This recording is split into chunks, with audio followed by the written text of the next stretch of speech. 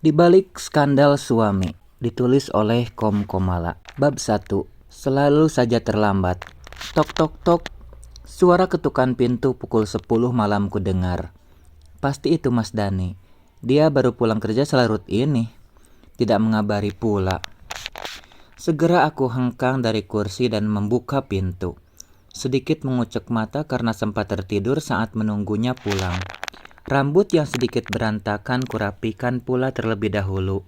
Dengan tatapan yang mengedip lamban karena mengantuk, aku pun meneruskan langkah. Donna telah tertidur pulas di kasurnya, sedangkan aku masih menunggu Mas Dani sampai akhirnya ketiduran. Dan akhirnya pulang juga dia sekarang. Akhirnya pulang juga. Selarut ini tanpa kabar pula. Gerutuku dalam hati, sambil melangkahkan kaki hendak meraih gagang pintu. Tok tok tok. Ya sebentar mas, jawabku, sedikit menaikkan nada supaya terdengar olehnya. Pintu diketuk lagi membuat bising telinga. Krek, kubuka pintu dengan cepat. Seokan angin malam begitu terdengar. Sapuan anginnya pun amat terasa dingin dan menembus dengan cepat ke dasar kulit. Ku tengok wajahnya sambil memegangi kedua sikut lengan yang saling bersilangan di bawah dada karena dingin. Waalaikumsalam, ucapku lebih dulu karena dia malah melongok tanpa ucapan salam.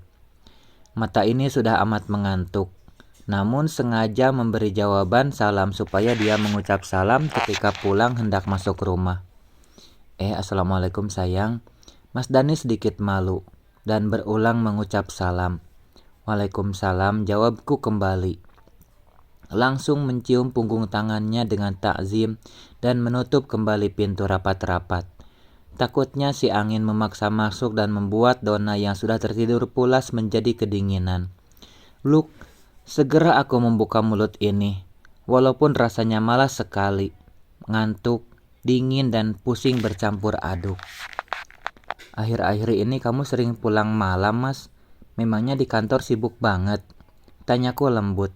Berniat ingin bersikap sinis tapi takut ia malah marah dan risih. Mas Dani menarik napas. Suara tarikan napasnya pun sedikit terdengar. Ya, tadi ada sedikit masalah di kantor. Jawabannya hanya itu. Kemudian duduk dan membuka dasi. Itu pun setelah tas kopernya kubawakan. Satu persatu Mas Dani membuka sepatu lalu kaos kaki yang tercium aroma keringatnya. Padahal setiap hari ganti kaos kaki, tapi baunya masih saja sedikit tercium. Badannya juga keringatan sekali, padahal dia kan bukan tukang kuli bangunan. Apa karena dinginnya naik kendaraan bermotor membuat dia berkeringat? Memangnya berkendara siang bolong. Kok kamu nggak ngabarin mas? Nomor kamu juga tidak bisa dihubungi. Protesku sedikit kesal. Tadi baterainya habis karena sibuk jadi lupa untuk mengisi dayanya, alasannya. Ya sudahlah, yang penting ia sudah pulang. Kekhawatiran dan kecemasanku kini telah sirna. Oh begitu. Kamu mau teh mas atau kopi? Tanyaku kemudian basa-basi. Padahal hati ini kesal sekali. Menunggunya sampai larut sampai ketiduran pula. Tapi wajahnya tanpa ada dosa sama sekali. Nggak usah, aku mau langsung tidur saja, capek, jawabnya. Mas Dani langsung berdiri menuju kamar mandi, bersih-bersih badan dan menyuruhku mengambilkan handuk. Ini handuknya, ucapku. Dia langsung masuk ke kamar mandi dan aku langsung menuju kamar tidur, hendak menyimpan tas. Setelah sebelumnya meletakkan sepatu pada tempatnya. Mata ini seperti ingin menutup saja. Melihat jam sudah pukul 10. Belum lagi besok aku harus bangun pagi-pagi. Memang kalau kantor ada masalah dia juga ikut-ikutan amat sibuk. Mas Dani kan hanya karyawan biasa. Itu pun baru beberapa bulan dia bekerja. Kerja di kantor baru karena ia keseringan dipecat. Aku tak mengerti. Mungkin ya, semoga saja apapun itu semuanya baik-baik saja. Tak lama kemudian, Mas Dani selesai bersih-bersih. Dia menghampiriku ke kamar dan duduk di ranjang. Aku pikir dia akan mencumbu atau berbasa-basi denganku, tapi dia malah langsung tidur. Secapek itukah? Aku mengharap perkataan maaf atau sejenisnya keluar dari mulutnya itu. Namun sudahlah, mungkin dia masih malas karena terlalu capek. Aku masih di depan cermin, menyisir rambut amat pelan karena sudah mulai rontok. Padahal usiaku baru kepala 2, namun buntutnya 9. Ya, tahun ini usiaku genap 29 tahun, mempunyai satu anak dona dan baru berusia 3 tahun. Aku sekarang jarang pergi ke salon, karena uang dari suami harus benar-benar kuhemat, apalagi untuk masa depan si kecil kelak. Aku tak ingin kelak masa depannya terganggu karena kekurangan biaya. Mas Dani sekarang berusia 30 tahun. Dulu dia menikahiku karena dia terpincut saat sedang masa-masa orientasi di kampus. Dia senior sedangkan aku juniornya. Ya, begitulah perjalanan kami. Setelah dia lulus strata 1, mungkin niatnya untuk menikahiku muncul tiba-tiba. Apa dayaku sebagai perempuan, takut jadi fitnah dan apalah-apalah. Maka dari itu sebelum lulus kuliah aku sudah dinikahi oleh Mas Dani. Dan beberapa bulan setelahnya langsung dibawa ke rumah ini. Dulu rumah ini masih kami cicil. Namun seiring berjalannya waktu, akhirnya rumah ini sukses dan telah resmi menjadi atas nama kami, atas nama suamiku. Dulu aku sempat bekerja setelah lulus kuliah, namun karena sifat Mas Dani yang kurang mengenakan setiap melihatku pulang, jadi dengan terpaksa aku resign dari kantor. Katanya dia tak ingin aku menjadi seorang wanita karir, biar dia saja yang mencari nafkah sendiri. Ya sudahlah, alhamdulillah kalau begitu. Setelah beberapa tahun menikah, kami tidak percaya kalau kami akan segera dikaruniai momongan, dan alhamdulillah, sampai saat ini aku telah membesarkan putriku selama 3 tahun. Kupandangi wajah ini di cermin. Terlihat garis-garis halus mulai menyemai di kulit wajahku. Perlahan kuraba dan kuusap. Semoga saja sampai raut wajah ini benar-benar menua, aku masih tetap bisa berkumpul dengan anak juga suamiku kini. Pakaian tidur tipis sudah kupakai, tapi lebih sopan dibanding lingeri. Berniat tampil seksi dan memukau seperti malam-malam biasanya. Membersihkan seluruh badan pun sudah dari tadi. Namun Mas Dani sama sekali tidak melirikku. Dia langsung tidur terlentang dan ngorok pula. Pasti dia capek sekali, kasihan juga. Karena IQ suamiku mungkin tidak terlalu bagus, jadi dengan berserah hati Mas Dani hanya bisa diterima sebagai karyawan biasa. Tapi aku yakin, seiring berjalannya waktu, posisinya akan semakin membaik. Aku tidak tahu entah esok atau nanti dia bisa naik jabatan mungkin. Semoga saja prestasinya di kantor selalu meningkat. Perlahan aku pun mulai mendekat ke arah ranjang, menduduki ranjang dan berbaring di samping suamiku itu. Kulihat keringatnya keluar banyak sekali, padahal baru saja dia bersih-bersih. Memang tadi dia kerja apa? Bukannya hanya duduk-duduk saja, hanya otak saja yang memutar sedikit. Aneh. Biasanya Mas Dani selalu merayu dan mencumbuku sebelum tidur.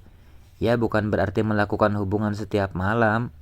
Namun aku dan dia bagaikan teman main saja, ketawa ketiwi, ngoceh sana ngoceh sini.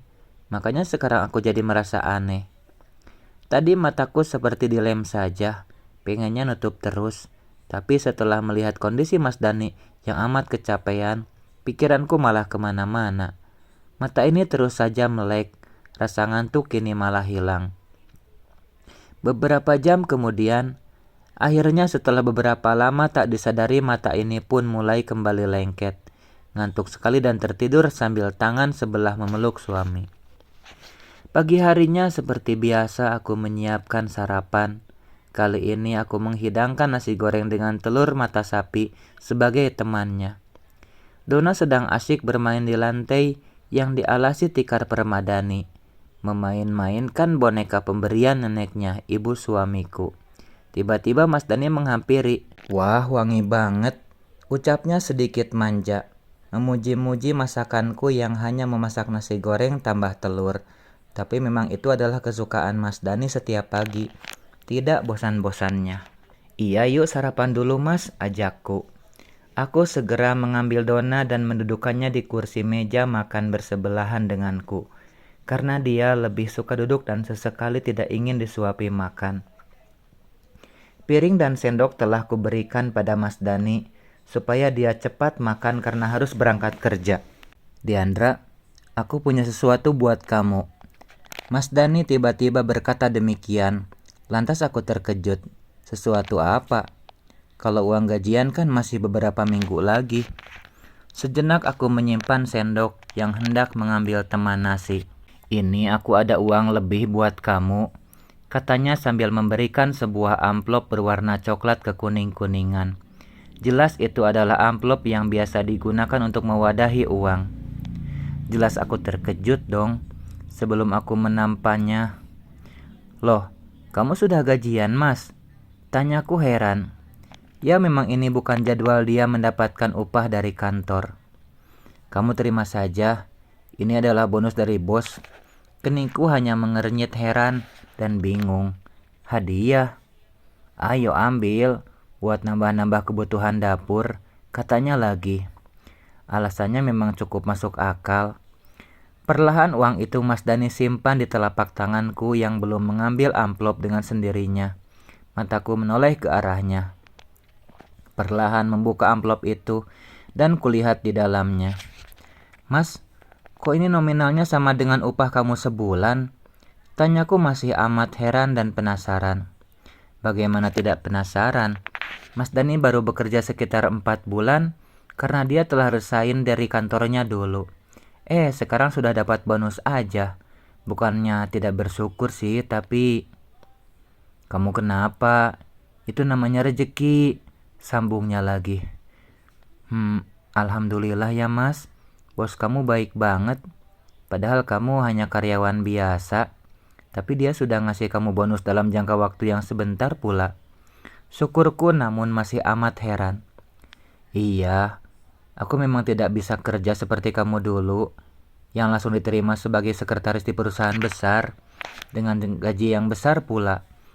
Aku sebagai karyawan ya hanya bisa memberi kamu seminimnya, cetusnya. Tiba-tiba hatiku merasa tak enak. Aduh, apa ucapanku menyakiti hati Mas Dani? Bukan begitu Mas, maaf ya, malah aku senang sekali. Kamu kerjanya rajin, prestasi kamu pasti juga semakin bagus. Ya kalau aku sedikit heran wajar kan? Ya sudah, yuk lanjutkan makanan kamu. Uangnya aku terima dan kusimpan ya Mas. Akhirnya kami pun sarapan bersama. Sesekali kami memanjakan Dona juga mengisenginya.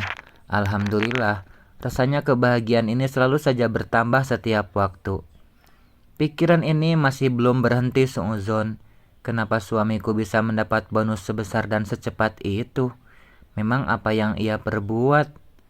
Lalu setelah beberapa lama aku baru menyadari Mas Dani memakai jam tangan agak mewah. Ya meskipun tidak begitu mahal, tapi kapan ia membelinya? Kemarin rasanya aku belum melihat arloji itu.